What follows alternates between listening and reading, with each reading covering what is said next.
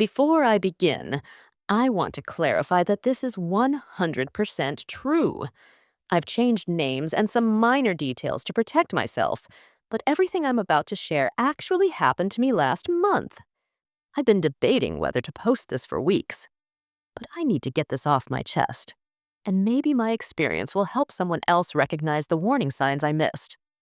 I have always been the black sheep of my family, not in a rebellious way. I've never been in trouble. I have a good job as a software developer, and I live a pretty quiet life. But in my parents' eyes, I've never compared to my sister Vanessa, who has always been their golden child. Vanessa is everything I'm not. Extroverted, conventionally beautiful, married to a wealthy husband, and now planning the perfect wedding. Yes, wedding. Despite already being legally married for tax purposes last year, she insisted on having a massive destination celebration that everyone was expected to attend, no excuses accepted. I hadn't been home in over 2 years. The last time was for my grandmother's funeral, where my mother criticized my black dress for being too casual while praising Vanessa's designer outfit. That night, I overheard my parents and Vanessa laughing about my apartment and my sad little life when they thought I was asleep. I left early the next morning without saying goodbye and hadn't seen them since. But Vanessa's wedding was unavoidable. My parents made it clear that not attending would mean permanent excommunication from the family. "It's just one weekend," my dad said during one of our rare phone calls. "Can't you put aside your jealousy for once and be happy for your sister?" I wasn't jealous.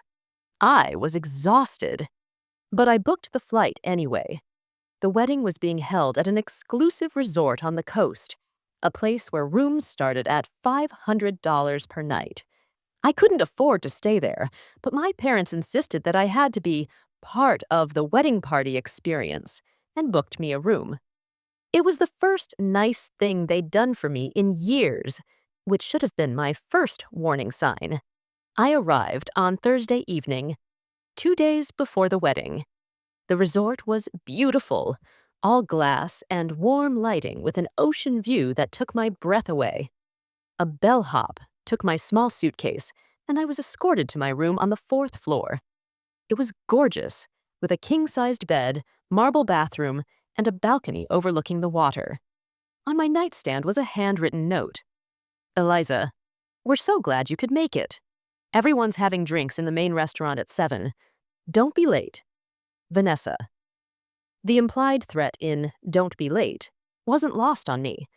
I unpacked quickly, showered, and put on the nicest dress I'd packed. It wasn't designer, but it was black and simple, appropriate for a pre-wedding dinner. When I walked into the restaurant, I spotted my family immediately. My mother in her designer dress, my father in his tailored suit, Vanessa in white, of course, and her husband, Greg, looking uncomfortable in a group of people he barely knew. There were about 20 others, aunts, uncles, cousins, and Vanessa's friends from college and work. "Eliza!" My mother's voice carried across the restaurant. "Finally! We've been waiting." She kissed the air beside my cheek while my father gave me an awkward side hug. Vanessa looked me up and down. "Oh, you're wearing black again? For a wedding weekend?" "It's just the rehearsal dinner," I said, trying to keep my voice light. "I have a different dress for the actual wedding."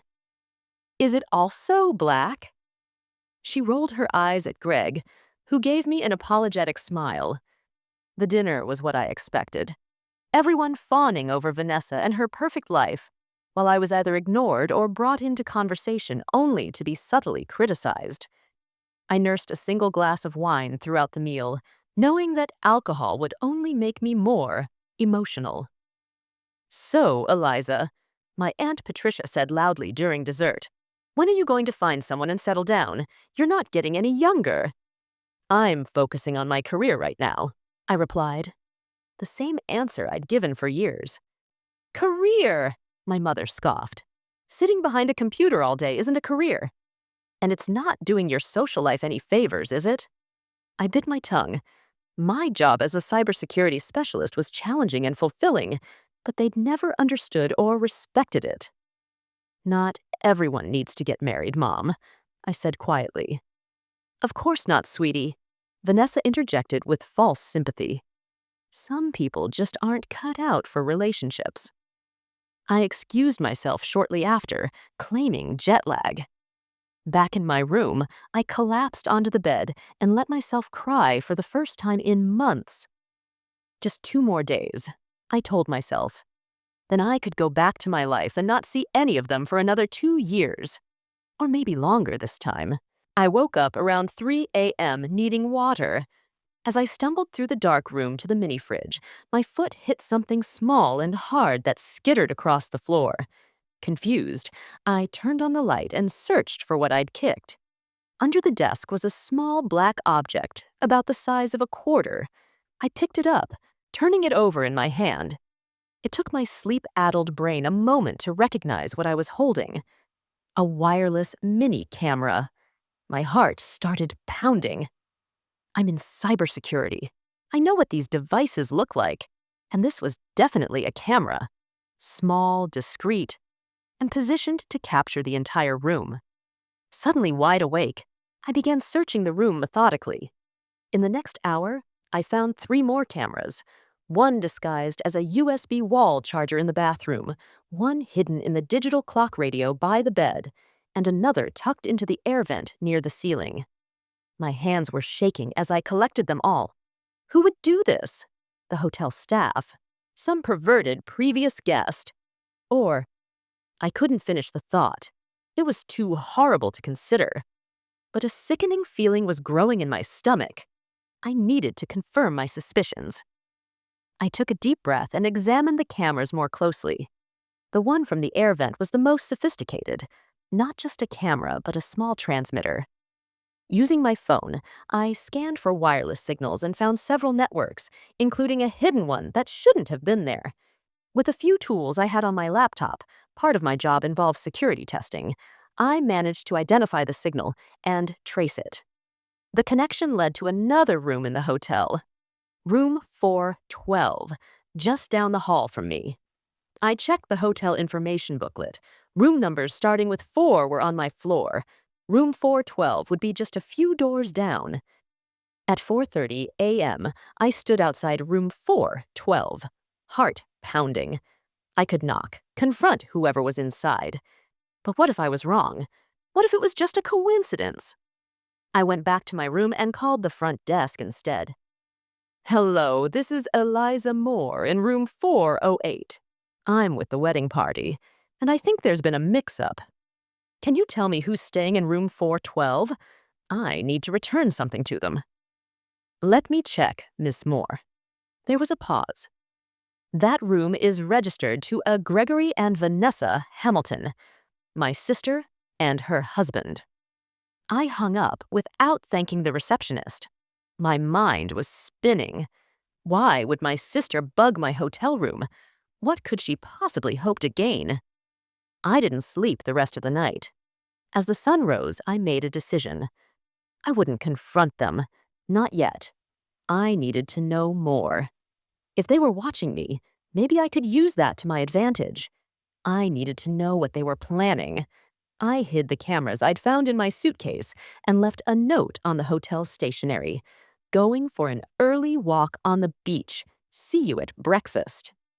The morning air was crisp as I walked along the shore, trying to clear my head. Why would Vanessa spy on me? We'd never been close, but this was another level entirely. It felt invasive, disturbing, and potentially illegal. When I returned for breakfast, everyone was already there. Vanessa looked tense, and Greg wouldn't meet my eyes. Where were you? Vanessa demanded when I sat down. We've been waiting. I left a note, I said calmly. I needed some air. Well, you missed the discussion about today's schedule, my mother said. The bridesmaids need to be at the salon by noon. I'm not a bridesmaid, I reminded her.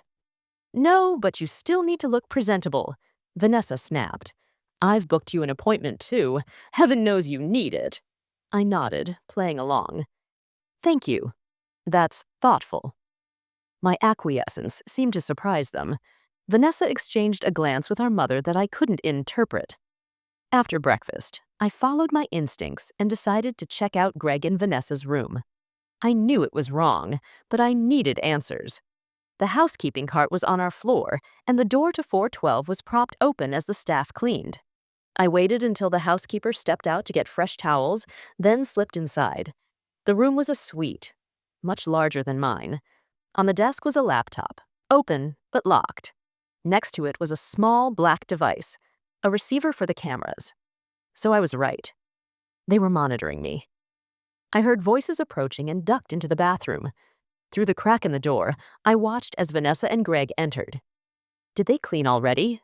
Vanessa asked. Looks like they just started, Greg replied, sounding uncomfortable. Van, I still don't think this is a good idea. She's your sister. Half-sister, Vanessa corrected sharply. And you don't know her like I do. She's always been jealous, always trying to ruin things for me. I need to make sure she doesn't cause any problems this weekend. By spying on her, that's crossing a line. You're the one who set up the cameras, Vanessa hissed. Because you insisted, and only to keep an eye on the room while she was out, not to watch her. Whatever. Did you see anything useful last night? Greg's voice dropped lower. No, and I didn't watch after she went to bed. That's creepy, Van. Fine. Did the package arrive? Yes, it's in my suitcase, but I still don't understand why. You don't need to understand. Vanessa cut him off. Just make sure it gets into her room before the rehearsal dinner tonight. My blood ran cold. What package? What were they planning to put in my room? The housekeeper returned, apologizing for interrupting them. Vanessa snapped that they'd come back later, and they left. I waited a few seconds, then slipped out behind the housekeeper when she went to change the sheets. Back in my room, I tried to process what I'd overheard. They were definitely spying on me, but why? And what was in the package they planned to plant in my room? I needed more information, but I also needed to play along for now. I went to my scheduled salon appointment, enduring 3 hours of subtle insults about my hair, nails, and skin from both the stylist, clearly Vanessa's regular, and my mother, who happened to be there at the same time. At least she looks somewhat presentable now, my mother told Vanessa when we regrouped for lunch. I smiled blandly and excused myself early, claiming I needed to rest before the rehearsal dinner. Instead, I went back to my room and did a thorough search, looking for new cameras or anything else that seemed out of place. Finding nothing, I pulled out my laptop and did what I do best. I hacked into the hotel's security system. It wasn't particularly difficult. Hospitality systems are rarely well protected, and within 20 minutes, I had access to the security cameras in the hallways. I fast-forwarded through the morning footage until I saw Greg approaching my room around 11 a.m. when I was at the salon. He knocked, waited, then used a key card to enter. He was inside for less than 2 minutes before leaving quickly, looking nervous. So whatever the package was, it was now in my room. But where? I tore the place apart, checking every drawer, under the mattress, behind the curtains. Then I found it, taped to the underside of the desk drawer, a small plastic bag containing what looked like white powder and a tiny glass vial of clear liquid. Drugs. They were planting drugs in my room. The pieces started falling into place. The cameras to monitor me, the strangely generous offer to pay for my room, Vanessa's insistence that I stay at the resort rather than somewhere cheaper nearby. They were setting me up for something. But why? What did they gain by getting me in trouble? Unless... I pulled out my phone and dialed my lawyer, Karen, who I'd hired last year to help with a contract dispute. Karen, it's Eliza Moore. I have an unusual situation and need some advice. After explaining everything, the cameras, the overheard conversation, and the planted drugs, I asked the question that had been nagging at me.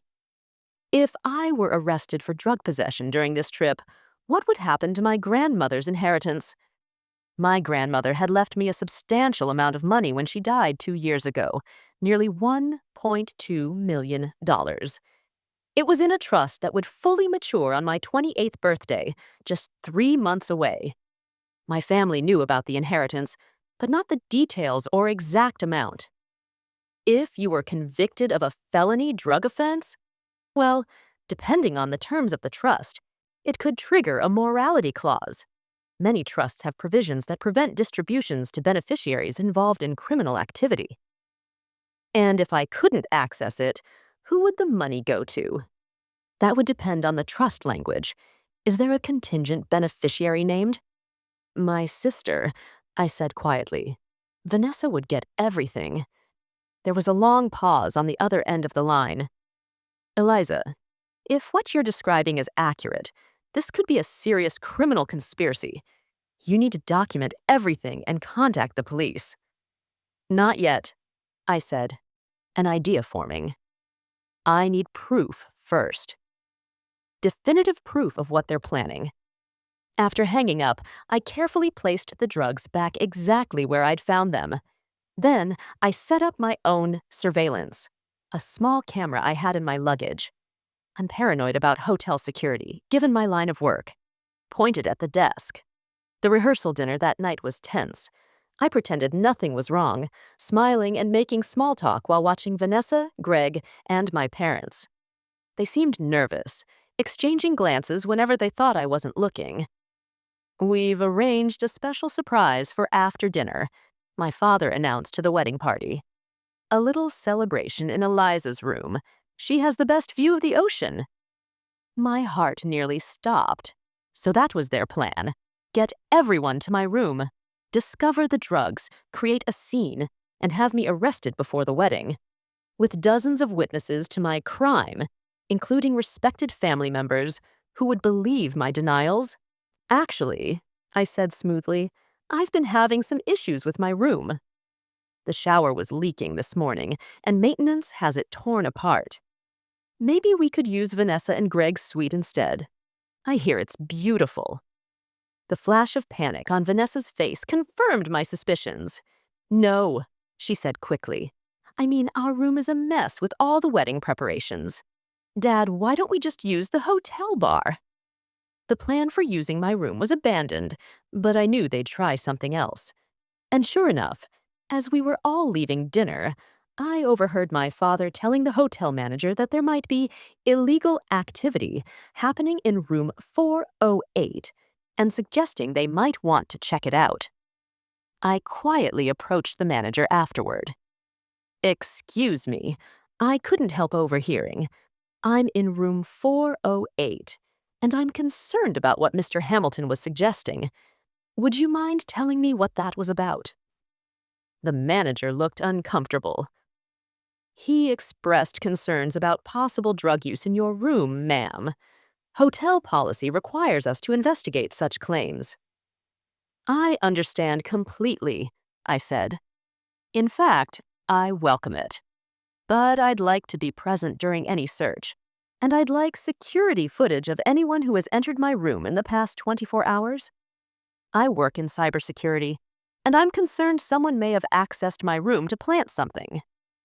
The manager was startled by my directness, but agreed. We went to my room together, along with hotel security. I discovered the drugs with them, expressing shock and insisting they check for fingerprints. I also showed them my own security footage of Greg placing the package in my room. The hotel manager was horrified. Ms. Moore, I don't know what's happening here, but it seems someone is trying to frame you. Would you like us to contact the police? I thought quickly. Not yet. This is my sister's wedding weekend, and despite whatever this is, I don't want to ruin her day. Can we keep this between us for now? I've documented everything and will handle it after the wedding. The manager agreed, clearly relieved to avoid a scandal at his hotel. He assured me they would secure my room and provide me with a new one that no one in my family would know about. As I was moving to my new room, my phone buzzed with a text from Vanessa. "Where are you?" "Dad says there's a problem with your room." I replied simply, "Everything's fine. See you tomorrow at the wedding." That night, I couldn't sleep. I kept thinking about the lengths my family had gone to, planting drugs, setting me up for arrest, potentially destroying my future, all for money. My sister, who I'd grown up with, was willing to see me imprisoned to get her hands on my inheritance. I had a choice to make. I could expose them now, create a scene, and definitely ruin the wedding. Or I could wait, gather more evidence, and handle this my way. I chose the latter. Morning came, and with it, Vanessa's perfect day. I dressed in the champagne-colored dress I'd bought specifically for the occasion, not black for once, and went to the ceremony site on the beach. My family seemed confused and agitated, but the presence of 100 guests kept them from making a scene. "Where were you last night?" my mother hissed as I took my seat. "And what happened with your room?" "Just a mix-up," I said vaguely. "All sorted now." The ceremony was beautiful, I'll give them that. Vanessa was stunning in her designer gown, and even I felt a pang of what might have been affection as she and Greg exchanged vows. If only they hadn't tried to destroy my life 24 hours earlier. During the reception, I played my part perfectly, smiling for photos, dancing with distant relatives, even giving a brief toast to the happy couple. "To Vanessa and Greg," I said, raising my champagne. "May you get exactly what you deserve." Vanessa's smile faltered slightly, but no one else seemed to notice the edge in my voice. As the night wore on, I made sure to be seen drinking heavily, though I was actually pouring most of my champagne into nearby plants. By 11 p.m., I was putting on a convincing show of being intoxicated, slurring my words and stumbling slightly. "I need to tell you something," I said loudly to Vanessa as she greeted guests. "It's important." "Not now, Eliza," she muttered, smiling tightly. "You're drunk." No, it's about Grandma's money," I insisted, making sure others could hear. "I need to tell you about the trust." That got her attention. She grabbed my arm and pulled me into a quiet corner. "What about it?" "And keep your voice down." I leaned in, deliberately breathing alcohol fumes at her. "I signed papers yesterday, making you the beneficiary. If anything happens to me—" I fumbled in my purse and pulled out an official-looking document. "See? All legal now." Vanessa's eyes widened as she took the paper. "Why would you do that?" "Because you're my sister," I slurred. "And family is everything, right?" She studied the document, which looked authentic enough to fool someone without legal training. "Thank you, Eliza. That's very generous." "Just promise me something," I said, gripping her arm. "No more cameras, okay?" "I don't like being watched." Her face paled. "What are you talking about?" "The cameras in my room. I know about them." I tapped my head. "I'm smart, Vanessa. Smarter than you think." Before she could respond, I lurched away dramatically, announcing I needed air. I made my way to the beach, where I sat alone on the sand, watching the waves and waiting. It didn't take long. About 20 minutes later, Greg appeared looking anxious.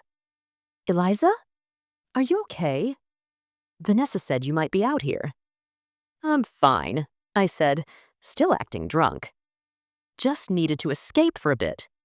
He sat beside me awkwardly. "Look, about the cameras. I know it was you who put them there," I interrupted. "And the drugs." He flinched. "It wasn't my idea. You have to believe me." "But you went along with it." I turned to face him. "Why, Greg? What did I ever do to you?" "Nothing," he admitted, looking genuinely ashamed. But Vanessa, she's obsessed with that inheritance. Ever since your grandmother died, it's all she talks about. How unfair it is that you got everything when you don't need it. How she has plans for the money. How with her connections she could triple it in a year. And the drugs. Was getting me arrested her idea too? He nodded miserably. The plan was to call in an anonymous tip during the wedding, have you arrested, and then reluctantly step in as the alternate beneficiary. I never wanted to go through with it, but Vanessa can be persuasive. I bet she can, I said, thinking of the document I'd given her, a completely fabricated paper with impressive-looking legal jargon that meant absolutely nothing. So what happens now, Greg? Are you going to tell her I know everything? I don't know, he said quietly. This has all gone too far. I just wanted a normal life, a normal marriage. It's not too late, I told him, dropping the drunk act. You can still walk away. He looked at me sharply. What do you mean? I have evidence of everything. The cameras, the drugs, the setup. Enough to go to the police. But I haven't yet, because despite everything, you're family now. Why are you telling me this? Because everyone deserves a chance to choose which side they're on. I stood up, brushing sand from my dress. I'm flying out tomorrow morning. What happens after that depends on what you and Vanessa do next. I left him there on the beach and returned to my secret room, where I immediately locked the door and jammed a chair under the handle. I didn't think they'd try anything physical, but after the events of the past 2 days, I wasn't taking chances. The next morning, I checked out early and headed to the airport without saying goodbye to anyone. As I waited for my flight, I received a text from an unknown number. I'm sorry for everything. You deserved better from all of us. Perhaps there was hope for Greg after all. But my family? That bridge wasn't just burned, it was obliterated. What they didn't know was that I'd already taken steps to protect myself. The day before the wedding, I'd spoken not just to my lawyer, but also to a detective friend who had promised to look into the case. I'd turned over all my evidence, the cameras, photos of the planted drugs, my security footage, and recordings of conversations I'd had with various family members where they'd inadvertently incriminated themselves. I also had one more card to play, one that would ensure my sister never tried to harm me again. But that's a story for another time. I thought returning home would be the end of it. I was wrong. 3 days after getting back to my apartment in Seattle, I received a call from Detective Rivera, my contact in the police department. Eliza, we've been analyzing the equipment you turned in. There's something you should know. My stomach tightened. What is it? The cameras you found in your hotel room. They're not standard commercial products. They're specialized surveillance equipment, the kind used primarily by private investigators and certain government agencies. What are you saying? I'm saying your sister and her husband didn't just pick these up at some spy shop. Someone with connections provided this equipment. I sat down heavily on my couch. That doesn't make sense. Greg works in finance, and Vanessa is a social media manager. They don't have those kinds of connections. What about your parents? What do they do? My dad owns a chain of car dealerships. My mom is a real estate agent. I paused, thinking. But my dad does have a brother who works for the State Department. Uncle Robert. He wasn't at the wedding, though. That might be worth looking into, Rivera said. But there's something else. The cameras weren't just recording. They were broadcasting to multiple receivers. A chill ran down my spine. Multiple? I only found one in their hotel room. Exactly. Someone else was watching too. After hanging up, I did what I do best. I dug deeper, using some not entirely legal methods, perks of working in cybersecurity. I traced the digital footprint of the surveillance operation. What I found disturbed me even more. The cameras had been transmitting to 3 locations: my sister's room, a van parked near the hotel, and an IP address I traced to a corporate office building in downtown Pittsburgh, where my parents lived. Something bigger was happening here, something beyond simple greed for an inheritance. Why would my family have me under such intensive surveillance? What were they looking for? I started pulling threads, researching my family members more thoroughly than I ever had before. My father's business dealings, my mother's real estate transactions, Vanessa's social media clients, Greg's investment portfolio. I examined it all. 2 days into my investigation, I received a text from Greg. "We need to talk. V doesn't know I'm contacting you. This is bigger than you think." We arranged to meet at a coffee shop in Portland, neutral territory, halfway between Seattle and where they lived in Northern California. I arrived early, chose a table with a clear view of both entrances, and waited. Greg looked terrible when he walked in, unshaven, with dark circles under his eyes. He ordered a black coffee and sat across from me, hands trembling slightly.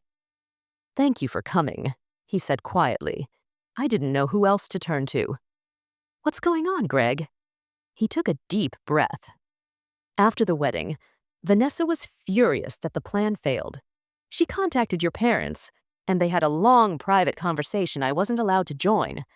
Afterward, she was different. Scared." "Of what?" "I don't know exactly. But that night I overheard her on the phone saying, 'She knows too much already. We need to contain this.'"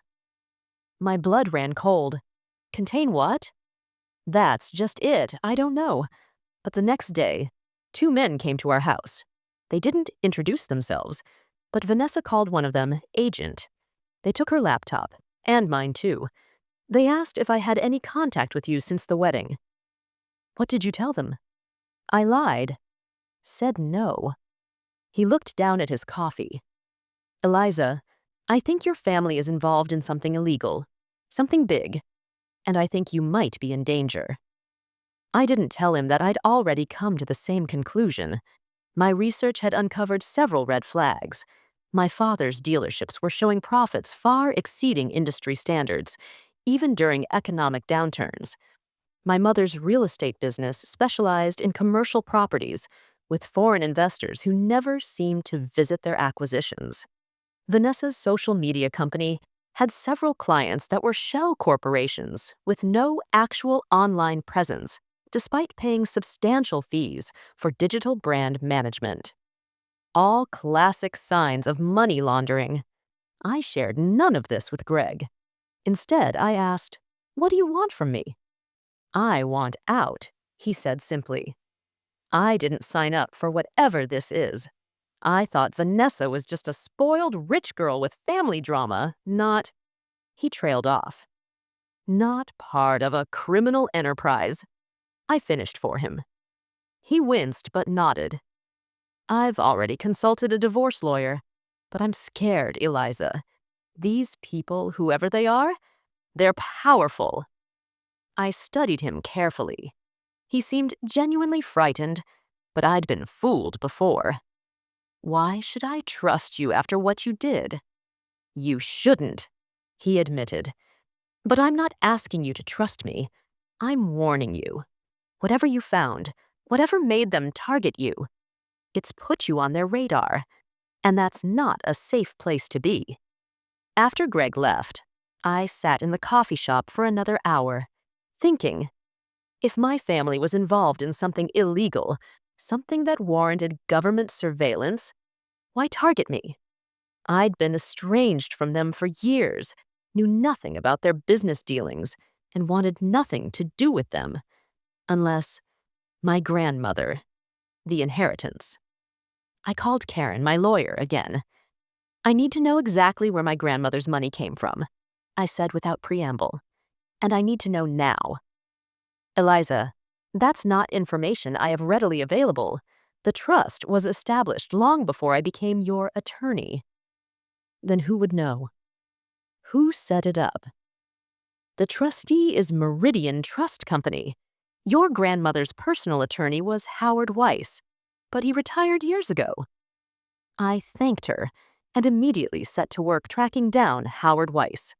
He'd moved to Florida after retirement, but was still alive. I found his number and called, identifying myself as Eleanor Moore's granddaughter. Eliza, he said warmly. I've wondered when you might call. How are you enjoying the inheritance? Actually, that's why I'm calling, Mr. Weiss. I need to know where that money came from. There was a long pause. Why do you ask?